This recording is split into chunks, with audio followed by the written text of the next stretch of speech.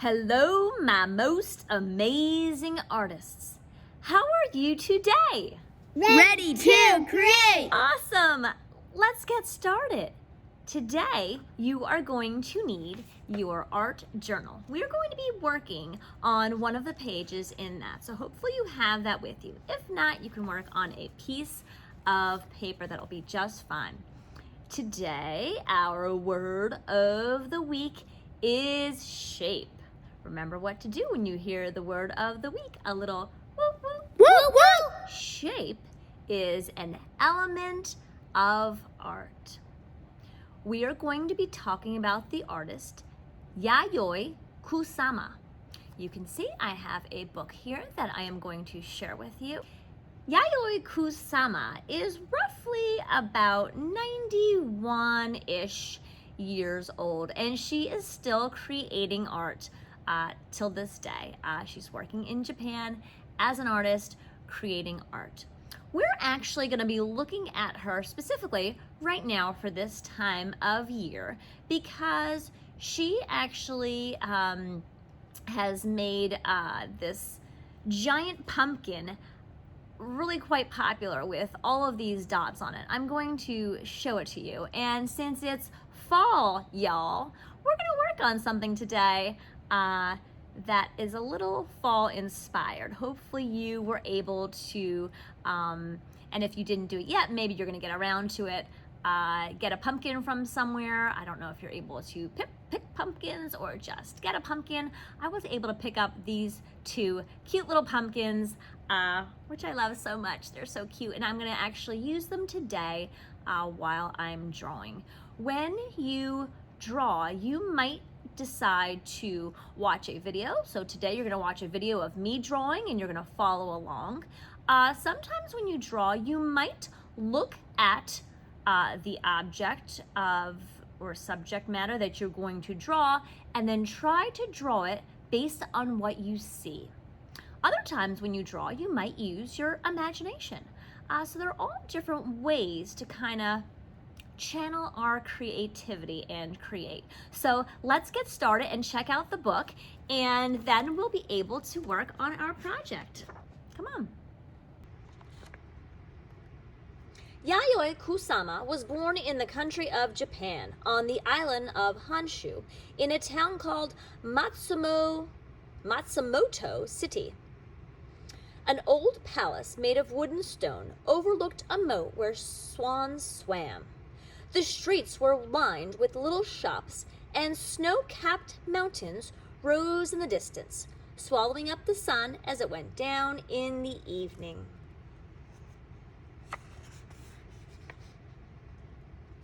Yayoi's family owned nurseries where all kinds of flowers and vegetables grew, and workers tended the plants as they matured, from seeds to sprouts to stalks.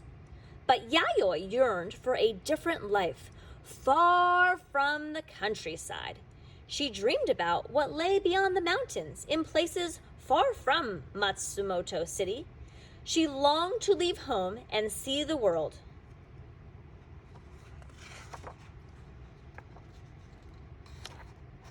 Yayoi's mother wanted her to stay home and learn old-fashioned manners, how to dress elegantly, walk demurely, eat politely, and find a proper husband. But Yayoi wanted to be an artist. Every day she went outside with ink and brushes and paper. She drew things she saw and things she imagined. She looked closely at pebbles that lined the riverbed and at the leaves and stalks of plants. And she drew them as chains of tiny cells that looked like dots.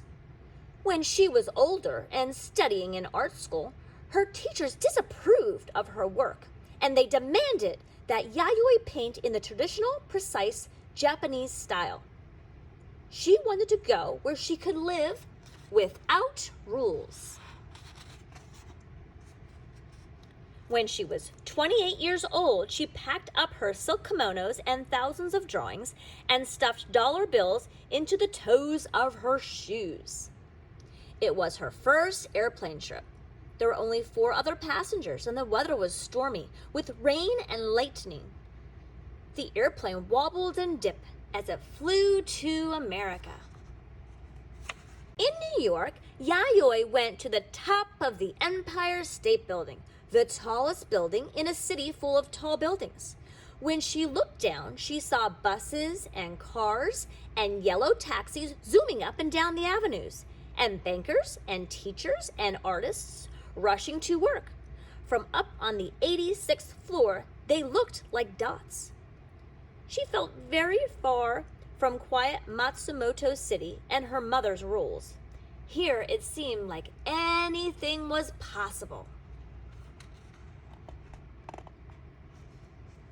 Yayoi set about turning her drawings of dots into paintings. The dollar bills that she had brought to America quickly ran out, and she spent what little money she had left on paints and canvases. She worked day and night. She painted when she was cold. She painted when she was hungry. She painted when she was lonely. And she turned her dots into sculptures too, into soft, stuffed tubes that covered sofas and chairs and boats. She was devoted to her dots, for they were a way of thinking about the world among the stars as one dot among millions of others. They were a way of thinking about infinity. Sometimes, when she grew frustrated, she visited the Museum of Modern Art. She gazed at paintings by other artists, and she thought about why and how they were made. She looked at pictures of dancing girls and swirling night skies, trying to solve them as if they were puzzles.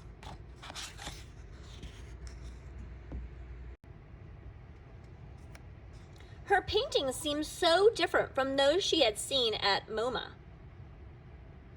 When she at last was ready to show her work in public, she invited all the friends she had made in New York. When she arrived at the gallery, a crowd was spilling out onto the sidewalk. Her friends lifted her into the air, shouting, "Yayoi, you've finally done it!" Word about her artwork spread quickly. Her friends told their friends, newspapers wrote about her work, and reporters clamored to interview her about her dots. Now she began to show them in other cities, all over the United States and Europe. Her dots were covering the world.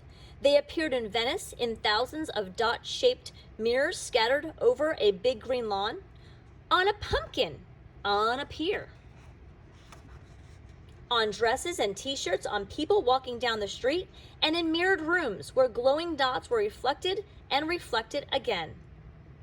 An infinity of dots.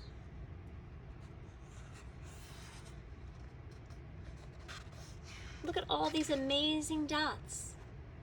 I would love to see this in person, wouldn't you?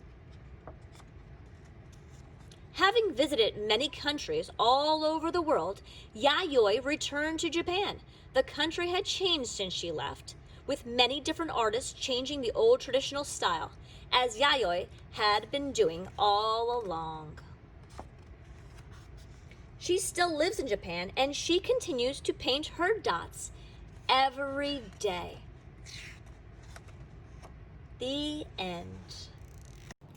I hope you had fun today learning about artist Yayoi Kusama. She is actually super cool. I have to tell you, last year she actually had one of those giant balloon float, what are they called? In the Thanksgiving Day parade, she had one of those giant balloons on a float. There might be a word for this. Let me get back to you. So anyway, she had a display in the Thanksgiving Day parade last year, which I thought was super cool. Let's see if we can find a picture of it. Yay, here is a picture of her Thanksgiving Day parade balloon from last year. What I want to do now is I want you to get your art journal, and I want you to turn to one of the pages that has a think, draw, and create on it. And you don't need the full sheet. You can use one of these sections that has the I think the half a sheet is good, where it's split into half. And actually, if you open your paper and you open your book, right down the center of this book, you will see there's one of these areas right here. We're gonna work in one of these areas for our project and for our drawing.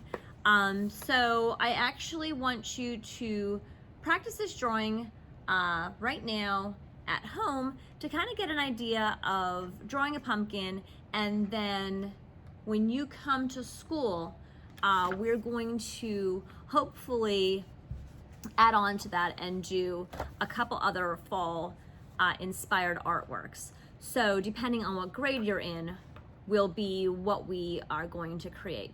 So what I do ask you to do is now that the leaves are falling outside, you might want to gather a few of them and put them in a bag and bring them in for art class, and we can do some fun stuff with them. I'm going to gather some as well, and then hopefully when I see you, we could add on to some of this fall inspired art. But for right now, we are going to be inspired by Yayoi Kusama's pumpkin, as you can see right here. And we are going to draw a pumpkin together. Let's go. Remember, you can work on this in your sketchbook, or you may use a other piece of paper that you have. The first thing you want to do is draw a rainbow on your paper.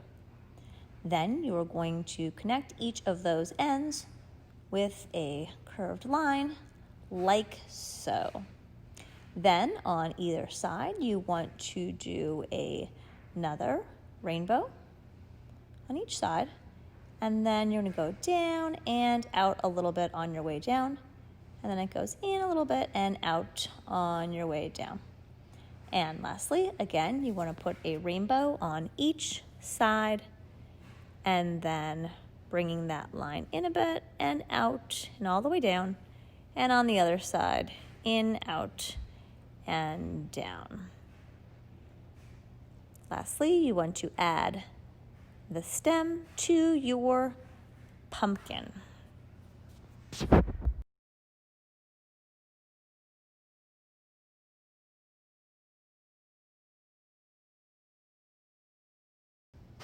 Since we are inspired by Yayoi Kusama to make this drawing, I want you to add a few dots here and there, wherever you would like. You actually might be able to notice that this pumpkin was redrawn. I erased it and redrew it again, just to change the size up a little bit. Sometimes things are not like we had hoped they could be, or we wanted to change them. And so I too sometimes want to change or fix something. And then you can add all your dots, and then you can choose how to add color to your artwork. Maybe you choose a color for your pumpkin that you typically wouldn't see for a pumpkin.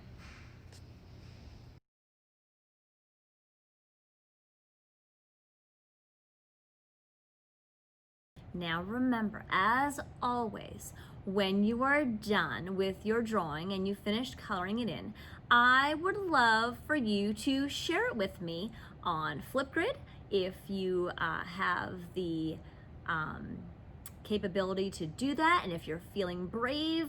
I know sometimes it's hard to video yourself, but you could get on there and share whatever you're making, and then I will be able to see it and I will give you feedback, and then your classmates could see what you've made as well, and you can actually make comments on their videos and tell them great job, or I love what you made. And that is available to do, and that is optional, but I would love for you to give it a try. Also, you can share with me via email or social media, but you want to be sure to fill out the Google form for credit. So make sure you fill that out so you can get credit for working on your art project. Until next time, friends, stay creative.